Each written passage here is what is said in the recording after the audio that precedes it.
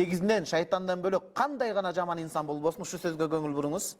Мен бул китепти эмне үчүн жазган билесизби, жеңелерим? Апаларым го билет.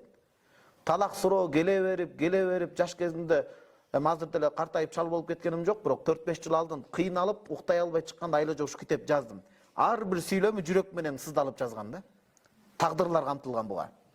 Канткен караңыз, убактылуу сыноодо могу негизинен шайтандан бөлөк кандай гана жаман инсан болбосун, анын жакшы жагын таап, дурус мамиле менен көрөңгүсүн утуру көбөйтүп, жакшы жагын айландырып алыш керек дейт. Бир эркек айтып калды, кайнатам айтат. Bir областка барып калдык Алла жолуна дейт. Анан бир орто муун 50гө сүйөп калган киши. Биз менен намаз окуйт. Анан түндө дагы тахажжудка келип окуйт дейт. Анан көп ыйлап окуйт дейт. Анан карасак аябай жүзү нурлуу такып адам дейт.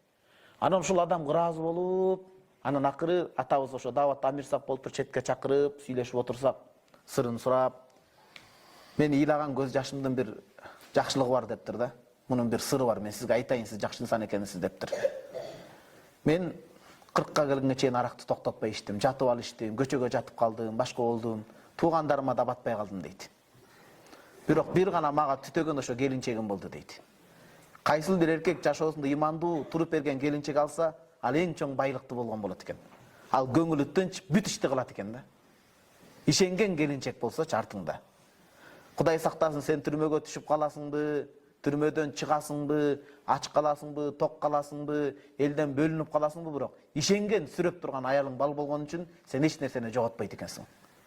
Бирок эркиндикте жүрүп, курсагың ток болуп, кийимиң бүтүн болуп, даражаң бийик болуп, бирок аялың артыңда кыянаткеч, ишеним арта албаган аялың болсо, сен баары бир бөксө болуп тура берет экенсиң да.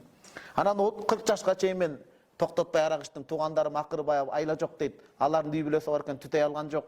Келинчегим кайсыл жерде жатып калбайын, мени тургузуп үйгө алып келип жүрдү. Бир жаман сөз айткан жок дейт.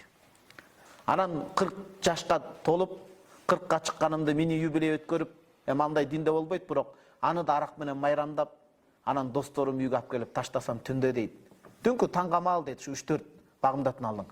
Эшикти тыкылдатсам мен укпай калды окшойт келинчегим дейт. Анан акырын эшикте катып айтканда жана илмеги ачылып кетти, кирип барсам дейт. Төркү бөлмөдө келинчегим көз жашын салалатып, ыйлап отуруптур дейт. О Кудай, күйөөмдү туугандары да чанып койду, башкасы да чанып койду, бирок мен адал никесинде келинчегим мен чанган жокмун. Мен чанбасам, сен менден да канча эсе мээримдүүсүң. Өзүң күйөөмдү туура жолго баштачы деди дейт. Ошентип аялым ыйлап отуруптур дейт. Ошонун сөздөрүн угуп турдум дейт. Жүрөгүмдү тилип кетти дейт. Бычак менен кескендей эле болду дейт. Ошол жерде дендаруу болуп, монтип селейип туруп калдым дейт. Кадимкидей сөзгө соолугуп кеттим дейт да. Мындай жашоо болбойт дедим дейт.